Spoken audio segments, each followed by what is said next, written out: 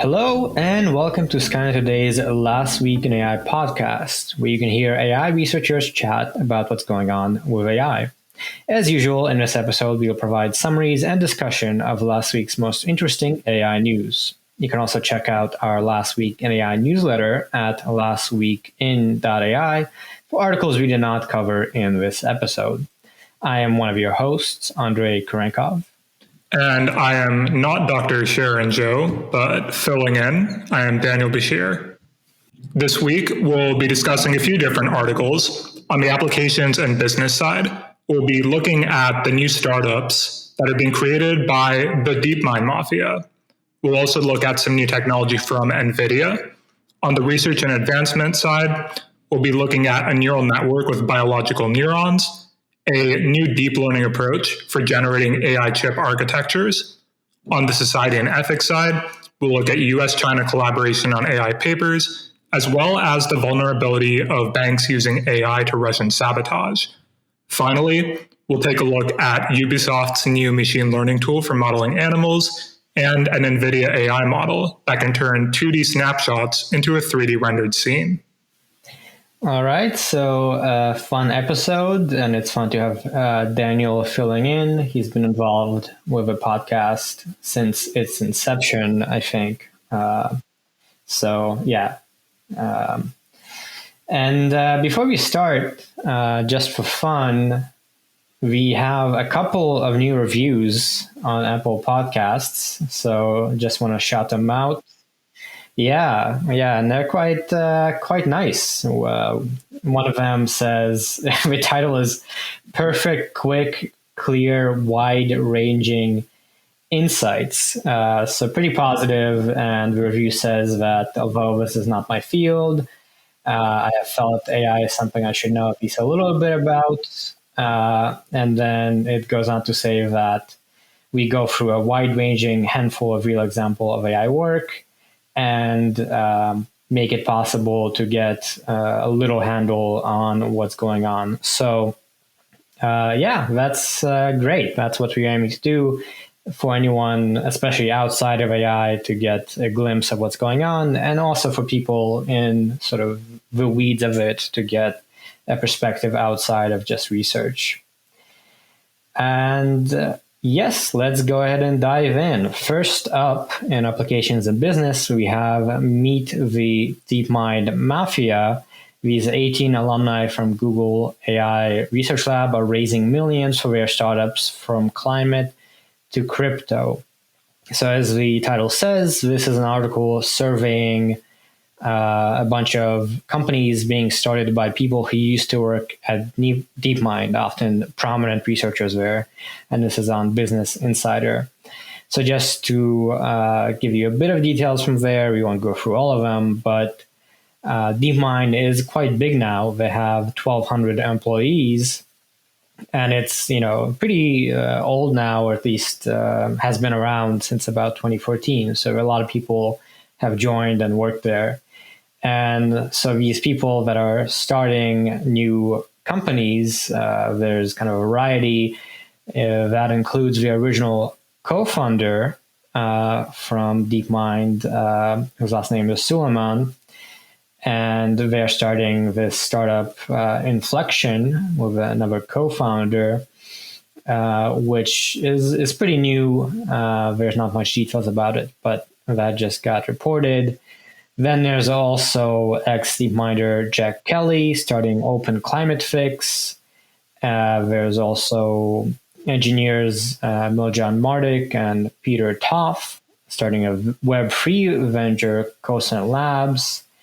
And there's a few more. So there's the company Personal Assistant Saiga. There's actually a nonprofit called The Africa I Know, and another one called Inductiva AI from a founding member of the AlphaFold team. So really a whole bunch of different companies with different applications of AI. And pretty cool to see all of these people who have done a lot of exciting work go on to develop new companies that will spin out and do a whole bunch of useful things. Yeah, it's great to see, and I guess not even that much of a surprise given just the massive concentration of AI talent in DeepMind. But it's nice in the sense that I feel like in terms of looking at the impacts in general, it feels like the different areas that could benefit from AI are almost better served than, having that concentrated talent disperse out a bit and start all of these new ventures. So I'm excited to see where this all goes. Yeah, I agree. I think DeepMind has been doing more and more sort of applied work in the vein of AlphaFold, where they address a particular task, but they're still sort of a general AI research lab focused on basically advancing AI on a whole bunch of fronts. So these people, like the founding member of the AlphaFold team, Hugo Penedones, obviously have a lot of expertise in these areas, and having them move on and then really focus in on these problems, I think is really exciting. Mm-hmm. We'll just have to watch and see where this all goes. So for our second piece on this front, we're going to look at some new technology that was recently unveiled by NVIDIA. And really for all these innovations, the big focus is, as you'd expect, on speeding up AI. So the first one is the new H100 chip. This is superseding NVIDIA's previous top-of-the-line A100 chip. It's named after Grace Hopper and is actually the first ARM-based chip to be released from NVIDIA since its deal to buy ARM fell apart. It also unveiled a new supercomputer called EOS, which it claims will be the world's fastest AI system. But I think for a lot of folks, the H100 chip is a really big deal right now. Jensen Huang, the CEO, called H100 the engine of AI infrastructure. Another really interesting thing is that the H100 actually hasn't been released yet, despite the fact that it's been announced. So a lot of others in the ecosystem are actually kind of wondering what sort of game NVIDIA is playing here. Perhaps they're trying to lock up the market. Hard to say. But in terms of what the H100 is actually offering over its predecessor, there's a couple of interesting things I just wanted to call out because I think that they confirm and sort of comment on a lot of the development that's come in the AI space recently, both on the software and hardware side. One particularly interesting bit is that they introduced something called a transformer engine, really a specific part of the hardware that is literally just focused on optimizing transformers. So they claim up to 9 times transformer model speedup for training on a cluster. They also have a sparsity feature. But with the transformer engine, another cool thing there is how it manages operations between different data types. So again, we said they claim 9 times faster AI training, as well as 30 times faster AI inference speedups over the A100. There's a lot of really interesting projections in terms of the H100's performance. Time will tell us what things look like, but it really does come across as a validation and I guess indicative of the huge bets that the hardware industry is making on AI right now. So I thought this was a really interesting announcement. Yeah, same. I think we've obviously been seeing a trend of gigantic models being more and more common. I mean, generally, there's been a trend of increasing model size, but lately even more so. So obviously, I think there will be a need for this sort of advanced hardware. And the fact that they're adding these sort of optimization specifically for AI make a lot of sense, right? Because now with companies like Google and Facebook and OpenAI, they really are devoting a huge amount of their cloud infrastructure and computing infrastructure specifically to AI. And, I mean, obviously Google already does this with their TPU chips or systems, which are, tensor something. Tensor processing unit, I think. Yeah. So they already are on this train of creating their own hardware. I think Meta or Facebook also did this sort of thing. So clearly there's a need, and it's cool to see NVIDIA, which, in case anyone doesn't know, their GPUs power AI for, I guess, most companies, most researchers, etc. It's exciting to see them going more in this sort of optimized route. Definitely. I think it's a pretty interesting development, and it really does seem like pretty much every large company at this point, Amazon included, are really throwing a lot of their chips into these AI acceleration architectures. Mm-hmm. For sure. And now on to our lightning round, where we just quickly go over some other stories we did not have time to summarize. First up, we have robotic exoskeleton uses machine learning to help users with mobility impairments. So here they're using machine learning to basically let the exoskeleton guess the intentions of a user and thereby be more reactive and easy to control. Next up, we have Kroger and Nvidia partner to reinvent the shopping experience with AI and digital twin simulations. Not much details here, but basically there's some sort of strategic collaboration. And Kroger is a huge shopping chain, in case you don't know, in much of the US. So it is kind of interesting to see, and it'll be cool to see what they actually develop. Absolutely. Next on, we have top AI execs, including Richard Socher, are launching a $50 million AI-focused venture fund called AIX Ventures, which should be really interesting to see, I think, especially as so much venture money is flowing into AI these days. But I'm curious to see what it'll look like as maybe folks who really spent a lot of time in the AI research space are starting to create their own funds and where that goes. And the final one is that Mayo is launching an AI startup program with assists from Epic and Google. This is called the Mayo Clinic Platform Accelerate. It's a 20-week initiative aimed at helping 4 companies in its initial cohort become market ready. Yep. So a lot of activity in the business front as usual. And now moving on to our stories in research and advancements for AI. First up, we have researchers from Cortical Labs develop DishBrain, a neural network with biological neurons. So this Australian company, Cortical Labs, is integrating neurons into digital systems, basically trying to use biological neurons processing capability to build these synthetic biological intelligence. So they looked at neural networks grown from mouse and human cells, and then from there they developed DishBrain, which is a system that demonstrates natural intelligence by using those neurons' intrinsic adaptive computation in a structured context. So specifically, they made this biological neural net play a game similar to Pong. And so a sequence of electrodes in this biological neural network, what they call BNN, was triggered based on the game state, delivered sensory input, and then other electrodes controlled the up and down motion of the paddle. So basically they grew a little brain, sounds like, to play Pong. And I think this is quite interesting. I think I do think there might be limits to what we can do with traditional computing paradigms. Even as we kind of scale up, there might be a limit. So if we can actually do the sort of biological neural network training, that could be a big deal. Although this is obviously very early on.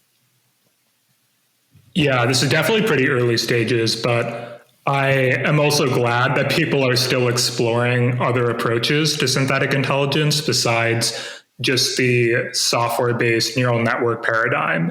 I think that seems to right now just be leading us down this road of let's create larger and larger models and throw even more stupid amounts of data and compute at them, which it's really interesting to watch and see what kinds of new capabilities come out of those scaling laws. But at the same time, it's a little bit tiring and you really wonder, okay, is this the path we want to go down if we're thinking back to like when the field of AI was started, what people were trying to get at back then.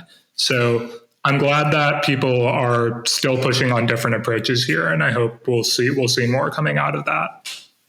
Yeah, I think there's been also a lot of excitement or a lot of work in the past decades on so-called neuromorphic chips, which kind of do a combination of what this is doing and what we have in AI right now, which are chip designs that are meant to emulate neuron activity, kind of take more direct inspiration from how the human brain works or how animal brains work, but still in sort of more traditional silicon-based activations, with transistors and so on. So, and yeah, that's still being worked on by many groups. So far, GPUs have been much more kind of successful, in part due to them being very general purpose and easy to program and easy to work with.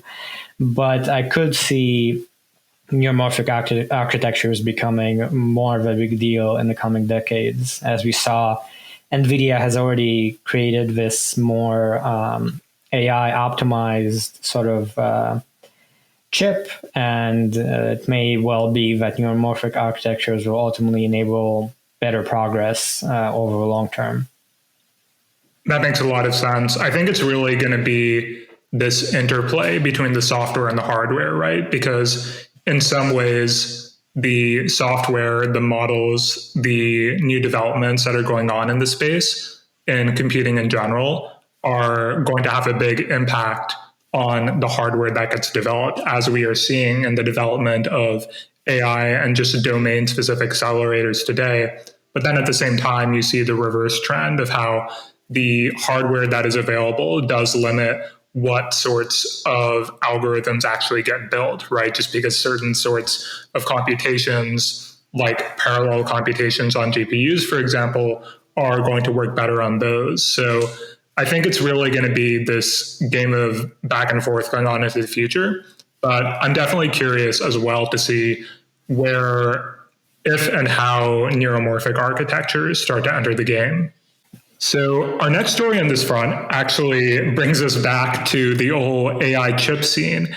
And this is about a new deep learning approach called Prime, developed by some Google AI and UC Berkeley researchers. This actually generates AI chip architectures by drawing from existing blueprints and performance figures. Now, this is actually following on some recent work that I think also comes out of places like Google AI, where they were actually using reinforcement learning for things like chip planning. So this definitely isn't the first instance where people are trying to figure out, okay, how can we use AI in order to design hardware better?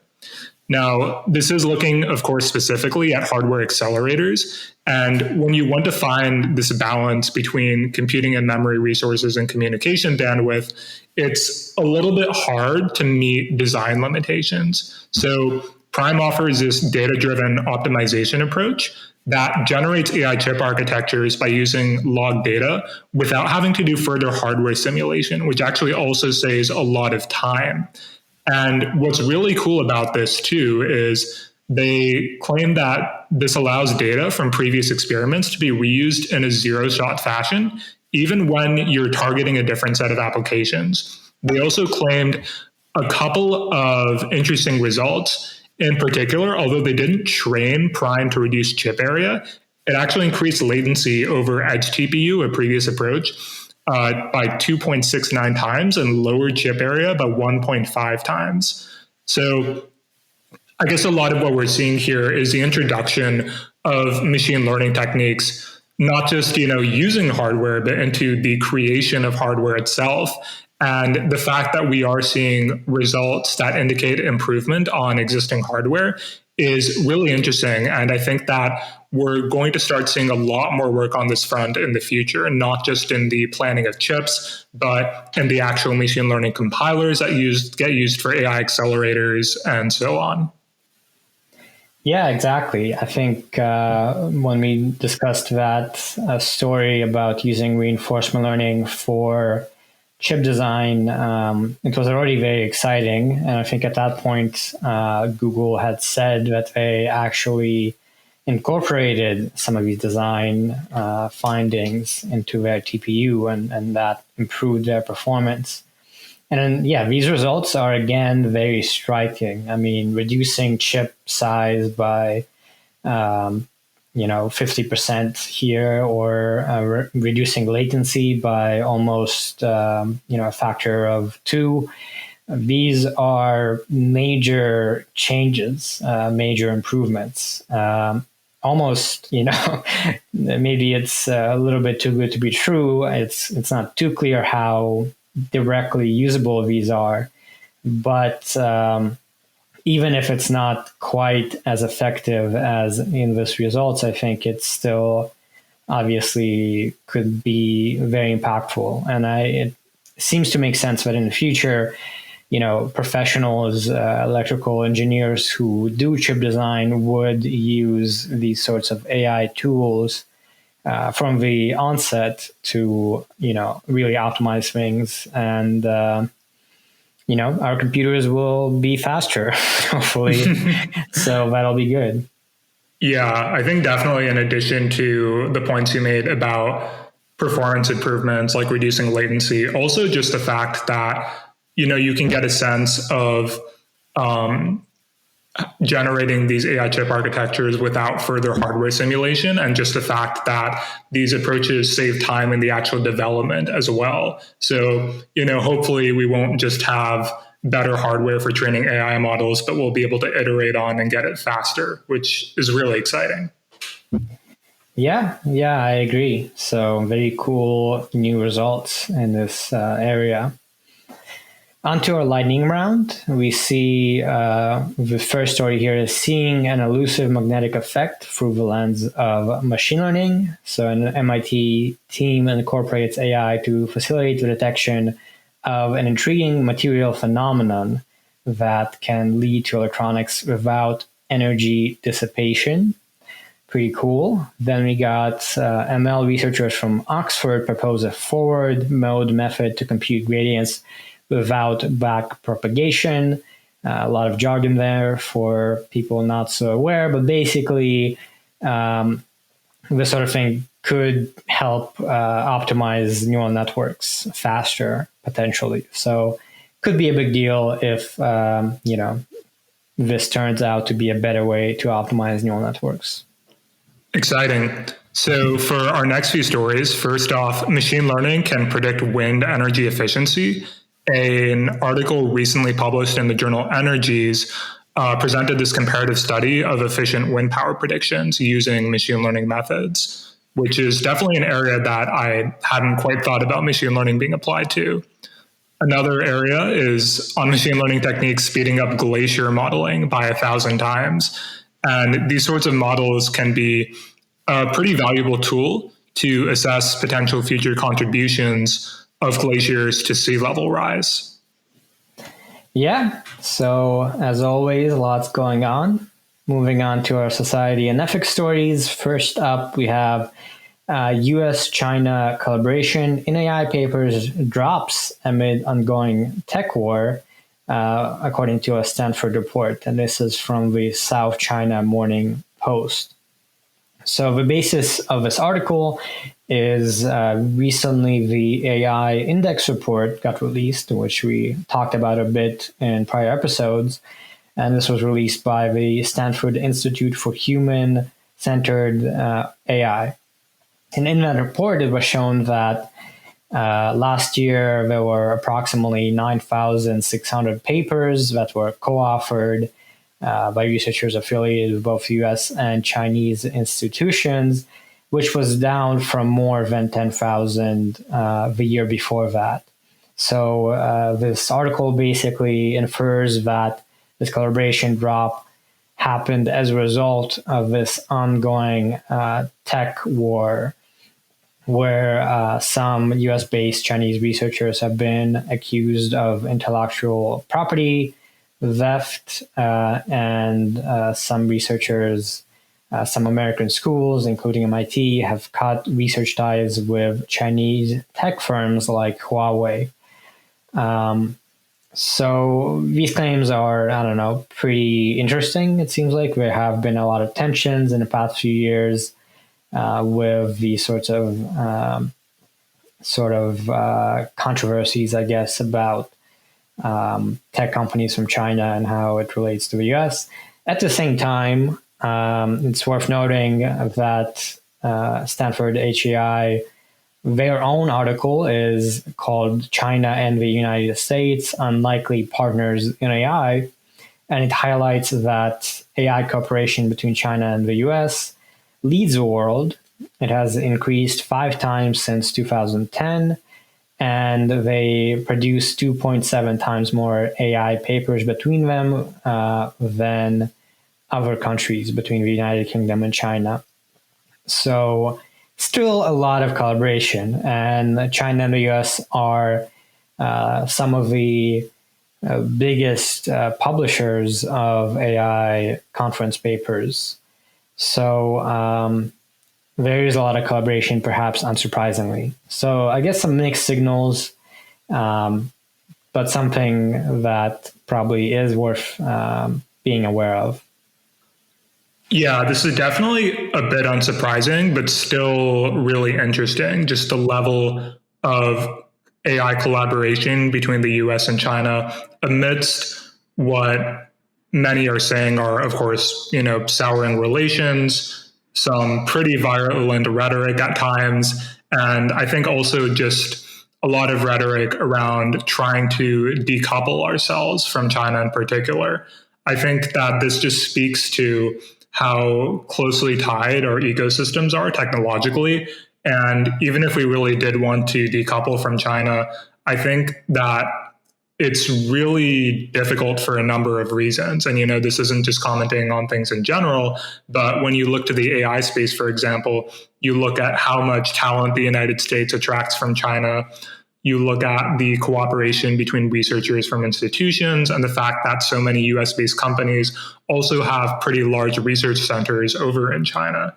So I think that this high level of cooperation is something I expect to continue.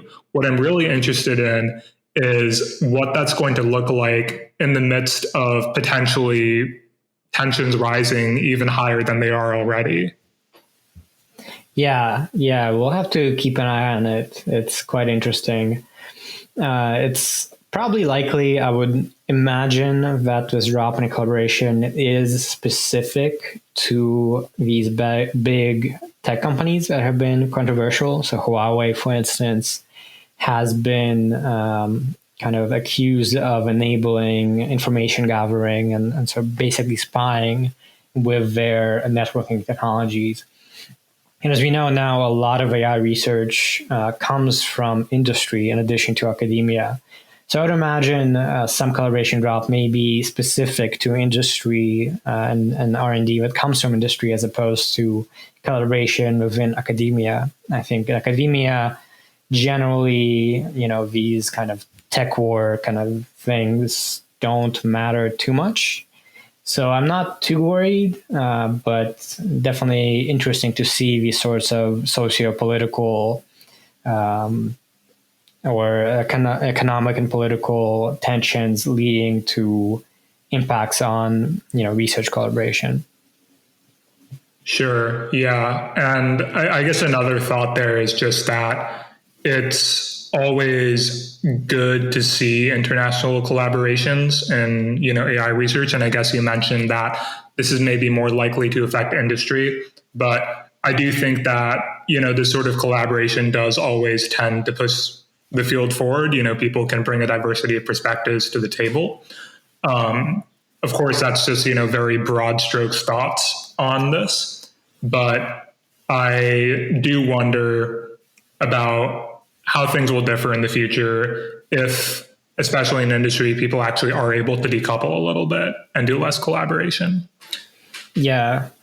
Also on that note, another thing worth noting is often in media, there's been a discussion of sort of this race between China and the US to win in AI research or development or something, which is a simple narrative that really casts the US and China as opponents, where one can win in sort of AI dominance. And that's oversimplistic, and there's a lot of reasons why this framing is basically wrong. And as we see here, this large amount of collaboration is one instance where you can see it's not sort of a versus relationship necessarily. Definitely. I'm glad you called that out. I do think that a lot of the coverage tends to be fairly simplistic and does paint us as bitter enemies, but really the picture is a lot more complicated. So I guess moving on to our next story here, this concerns another international actor that has been in the news quite a lot lately. So experts have started to warn that banks and other financial institutions that are utilizing artificial intelligence could be uniquely susceptible to retaliatory Russian cyber attacks. Now, the reason people are worried about this is that banks and global financial institutions have played a pretty integral role in the whole sanctions regime against Russia. So they've blocked money flows from Russian banks, denied them access to international markets, even frozen the assets of Putin. And what's interesting here is that at the same time as banks have started to use AI systems more themselves, there are a lot of vulnerabilities in those AI systems that are significant and pretty widely overlooked at many of these financial institutions. Now, this comes in a lot of ways. So AI systems can be subject to, for example, data poisoning attacks, where you can sort of screw with a model's predictions by basically infecting the data that is put into it. You can do a lot of different things there as well. There's worries about the privacy of data that is fed into AI models. And what's worrying about that, though, is that this is a little bit of a harder problem than software vulnerabilities in certain ways. Machine learning vulnerabilities can't really be patched in the same way that you patch other software. So a potential attack could actually last a lot longer when it's been done against an AI system. And I think these security weaknesses are being called out by a lot of folks. So government leaders like President Biden worry Russia may start using cyber attacks to lash out against these financial institutions as sanctions take a continued toll. So it'll be interesting to watch what, if anything, Russia does in terms of attacking these financial institutions. But I think there's a lot of urgency there, especially as they start trying to deploy these AI applications. Yeah, I think this seems fairly speculative at this point. I'm not sure to what extent banks do use AI. Certainly, they're not using it in sort of core security aspects where, AI makes any sort of decisions. But it is pretty notable topic, at least, where as more and more companies integrate AI neural networks in different things, like spam detection or network monitoring or things like that. Probably you couldn't sort of breach them to get passwords or steal money, but you could probably mess and sort of interrupt operations, I would imagine.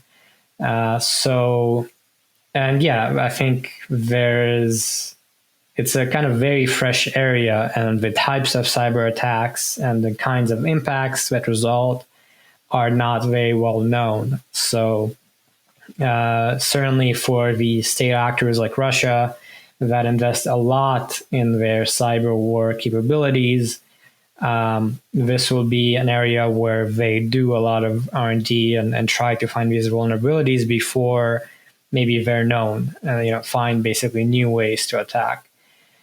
So certainly, I think not too worrying for me at the moment, but does bring up a topic that I think is important to be aware of, and especially for these companies, obviously, to be mindful of in this coming decade. That's a good call out that this is a pretty speculative worry.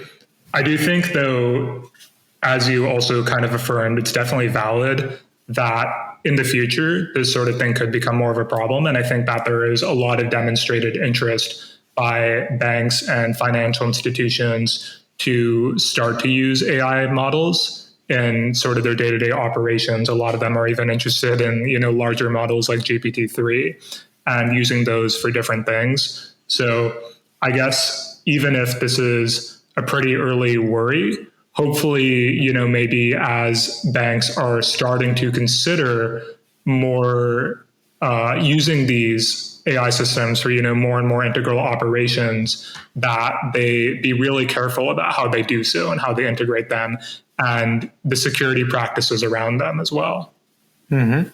Yeah, and I suppose it's worth noting on the research side, there's been a lot of work over the past maybe half decade focused on security of AI systems and exploits. And there's been a lot of sort of weird exploits that have been found where one notable example is if you take an image of some object or some animal like a panda and just change one pixel very slightly or a bunch of pixels very slightly such that it still looks exactly the same to the human eye, the neural network is fooled. And yeah, there's these different kinds of vulnerabilities and exploits already found in academia. And so certainly I think there are kind of unexpected fronts on which AI will lead to new ways that could be attacked, and already there's research on how to counteract some of the ones we know, but there have been examples of these forms of attack, and certainly there is some basis to believe these concerns based on that. Absolutely. And on to our lightning round.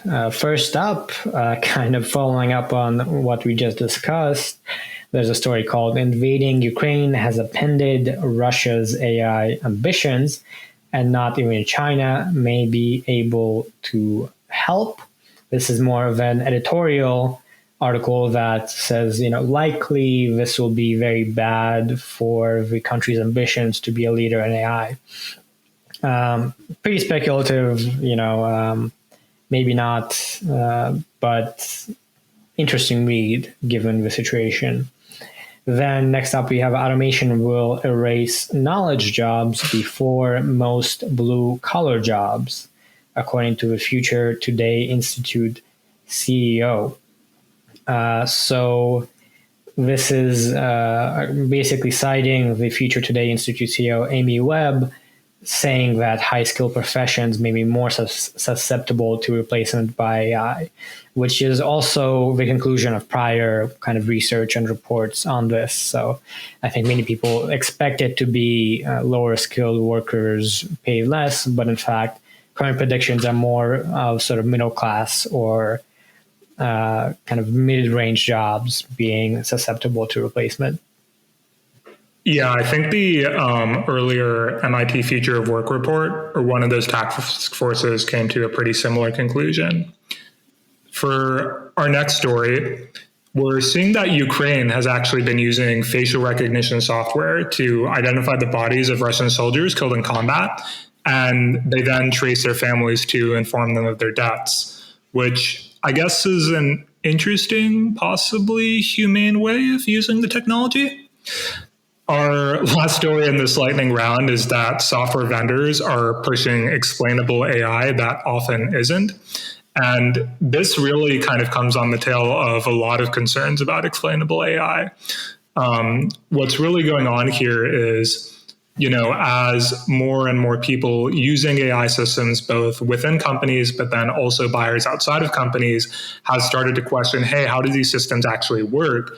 We have an entire research field that's really been dedicated to figuring out, okay, how do you explain the way these systems work to people? But What's kind of unfortunate about it is, there's a lack of standards in that explainability. And also a lot of the real life tools that have been developed for these explainability purposes don't actually seem to achieve what they set out to. There have been a number of studies that have shown that different explanation methods actually really just convince people that they understand the AI systems they're looking at when they actually don't understand them at all. So this really isn't new news to us, but it's good to see that there's more coverage of this problem. And the hope, I think, for me, is that some of these vendors that are pushing, explainable AI will maybe come to their senses a little bit, will start to look at these practices and start pushing something that's a little bit more reasonable and really trying to achieve what they set out to, making sure that people actually understand these AI systems and not just using explainable AI as a marketing tool. Yeah, exactly. This is pretty interesting. It's covering an older paper that was published in the Lancet publication about medical research. And the title of this paper is pretty fun. The False Hope of Current Approaches to Explainable AI in Healthcare. So as you said, I think it's good that we have researchers looking and analyzing these situations. Actually, this article also cites a more recent paper, The Disagreement Problem in Explainable Machine Learning. So it's really doing an overview of this kind of research. And we've seen before research also pointing out bias in these deployed sort of models for facial recognition and so on. So good to see a lot of this sort of critical examination. And onto our fun and neat stories. First up, we have Ubisoft shows off machine learning tool for modeling animals. So in a tweet, Ubisoft announced, Ubisoft is a video game company in case you don't know, and they showed off the Zoo Builder AI tool in a video that was actually posted in a tweet. So it's kind of like a mini documentary. In 3 minutes, it goes over how they built this tool that is meant to help with animating animal motion. So animation these days in video games for humans relies a lot on mocap, on having actual human actors move around, because that generates much more realistic motion than with animation. But for animals, mocap isn't very easy to do, especially for wild animals. So they are hand animated, and this AI tool basically promises to take videos of animals moving around, in the environment, and then use AI to convert that to animation. And it does this by sort of tracking the joint states of the animal and then converting those joint states to some sort of animated model that can replicate that motion. So yeah, check out this article. They embed the tweet in there, so you can actually watch the video, and it's quite fun to see, this video of, a cheetah or a lion moving around, and then you can use that for a digital animal. This is still a prototype, so it's not being used for game development, but it's very easy to see how it would be down the line. Mm-hmm. It's definitely pretty neat to see this work that could advance, I guess, the realistic nature of the things we see in games. Our next story actually shares quite a bit in common with this one that we just read. So NVIDIA released an AI demo pretty recently, and it has this tool called Instant NeRF that quickly turns a few dozen 2D snapshots into a 3D rendered scene. And the way this method works is by looking at the color and light intensity of different 2D shots, and then generating data to connect these images from different vantage points. From there, it renders a finished 3D scene. And what's really cool about this is it can be used to create avatars or scenes for virtual world, or train robots and self-driving cars to actually understand the size and shape of real-world objects by capturing 2D images. It's also kind of mentioned that you could capture video conference participants and their environments in 3D, which I'm not quite as excited about, but it's a pretty impressive tool. The NVIDIA researchers said they were able to export scenes at a resolution of 1920 by 1080 in just tens of milliseconds. They also released the source code for the project. So if you want to play around with it, re-implement their methods, it's all out there for you. Yeah, this is actually really exciting. Again, if you go to the article, you can check out a little video, which really showcases the potential here. Or you can actually go to last week in .ai, where in our text summary of the news, we also embed it there. So for a bit more context, this article also covers how this thing, NeRF, neural radiance fields, it was first introduced in 2020 and has since been really picked up on and being developed a lot within AI. It was probably one of the biggest or most exciting developments lately in AI. And one of the limitations of this NeRF thing is actually, generating these 3D scenes fast, because you need to optimize basically per scene, or I don't know, I won't get into the technical stuff, but this is really addressing one of the major limitations pretty impressively. And I think a lot of people predict that NeRF-like techniques will have a huge impact on a lot of things. And seeing this progress is pretty mind-blowing. Early on, if you look back at 2020, there were initial results that were pretty cool, but there were various kind of limitations. And now in just 2 years, there's been a huge amount of progress, and it really showcases the ability of the AI research community to push things forward incredibly fast. It is truly impressive. Whenever I guess the AI community gets really excited about a problem, you can see this pretty amazing progress. And it is also kind of worth noting also how it's exciting that there's this culture in AI of, even in industry, with industry labs, they operate many times similarly to academia. They publish these papers publicly and they open source their code. And that's in large part why the AI community can move so fast, is people share code, they share trained models, they keep papers free, not locked behind paywalls, all this sort of thing. So great to see NVIDIA also doing that in this case. It's a great trend. Yeah, I think we've seen, I guess, a lot of instances in the past where people have looked at certain studies that were released in, journals like Nature and realized, hey, this is actually just like marketing for Google or something like that, because they didn't really release anything that could help people reproduce their experiments. So I do think, there are ways in which the AI field is still not perfect in terms of allowing for this reproducibility. But I do think that the culture has definitely shifted quite a bit. And this is something that people seem to care a lot more about now. Yeah, agreed. So again, you can check out the associated videos with the stories at lastweekend.ai, where we have a newsletter, which is also where this podcast was derived from. So a little bit of history for you.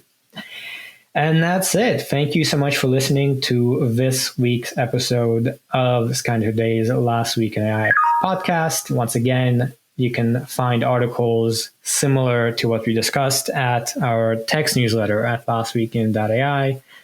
As always, we would appreciate positive reviews. As you've seen, we've been really enjoying reading the sort of reviews that we talk about at the beginning of the episode. It's just great to hear your feedback, and really makes this effort worthwhile. So we do appreciate it, and we do, get a lot of excitement from it. So if you enjoy the podcast, just drop a quick review, and we'd appreciate it. And thanks, Daniel, for filling in. It was a lot of fun having you on. Sharon, I think, will be back soon, but it's great that we could do this episode and you could fill in. Yeah, thanks for having me co-host today, Andre. It was really great to do this. Alrighty, and that's it. Be sure to tune in to next week's Last Week in AI.